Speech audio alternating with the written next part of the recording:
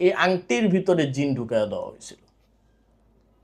চালান জিন ঢুকাইছে, একটা দুইটা না, 36টা জিন ঢুকাইছে একটা আংটিতে। মাছটার ভিতরে আপনার নাম, আপনার হাজবেন্ডের নাম, আপনার বাচ্চার নাম, এক্সেট্রা এক্সেট্রা আরো অনেক কিছু ছিল। ওগুলোকে দিয়ে ওই মাছের পেটের ভিতরে ঢুকানো হয়েছে। ঢুকানোর পর ওই মাছটাকে ছেড়ে দেওয়া হয়েছে।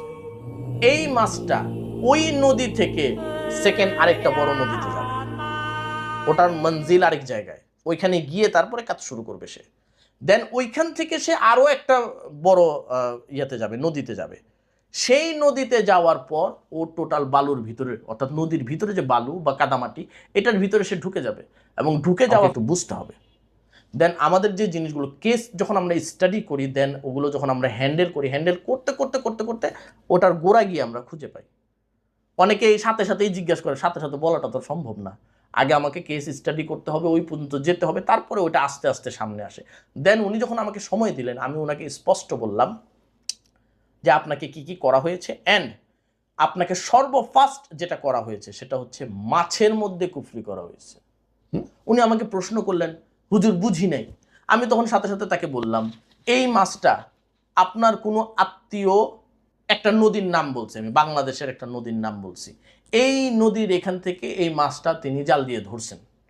ধরে ওই মাছটার ভিতরে আপনার নাম, আপনার হাজবেন্ডের নাম, আপনার বাচ্চার নাম, এক্সেট্রা এক্সেট্রা আরো অনেক কিছু ছিল। ওগুলোকে দিয়ে ওই মাছের পেটের ভিতরে ঢুকানো হয়েছে।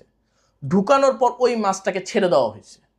এই মাছটা ওই নদী থেকে সেকেন্ড আরেকটা বড় নদীতে যাবে।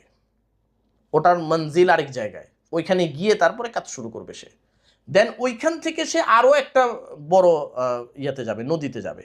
সেই নদীতে যাওয়ার পর ও টোটাল বালুর ভিতরে, অর্থাৎ নদীর ভিতরে যে বালু বা কাদামাটি, এটার ভিতরে সে ঢুকে যাবে। এবং ঢুকে যাওয়ার পর আপনি আর তাকে খুঁজে পাবেন না, পসিবল না, এটা মাছকে খুঁজে পাওয়া পসিবল না। দেন অল্প কিছু দিনের ভিতরে এই মাছটা অসুস্থ হয়ে যাবে, আপনি অসুস্থ হয়ে যাবেন।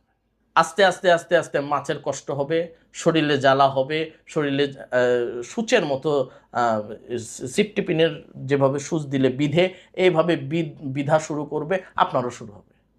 ওর আস্তে আস্তে মৃত্যু যন্ত্রণা শুরু হবে, আপনারও শুরু হবে। এই হতে হতে হতে হতে একটা পর্যায়ে মাছটা শুকাবে, আপনিও শুকাবেন। পরবর্তীতে মাছের মুখে ফ্যাকাশে দাগ হয়ে যাবে, আপনারও মুখে এরকম ফ্যাকাশে দাগ হয়ে যাবে। আপনার এই চোখের নিচে কালো দাগ হয়ে যাবে, আপনার ব্রেস্টে কালো দাগ হয়ে যাবে, আপনার ভ্যাজাইনাতে সমস্যা হবে। এই যাবতীয় জিনিসগুলো আমি তখন তাকে উল্লেখ করলাম, হুজুর যা যা বলছেন সব সব হচ্ছে। অ্যান্ড সবার লাস্ট এই মাছটা যখন মারা যাবে, এই রোগীও মারা যাবে। এই হচ্ছে মূল প্রসেসিং। আমি যখন জানলাম, জানার পর উনি আমাকে বললেন, আপনি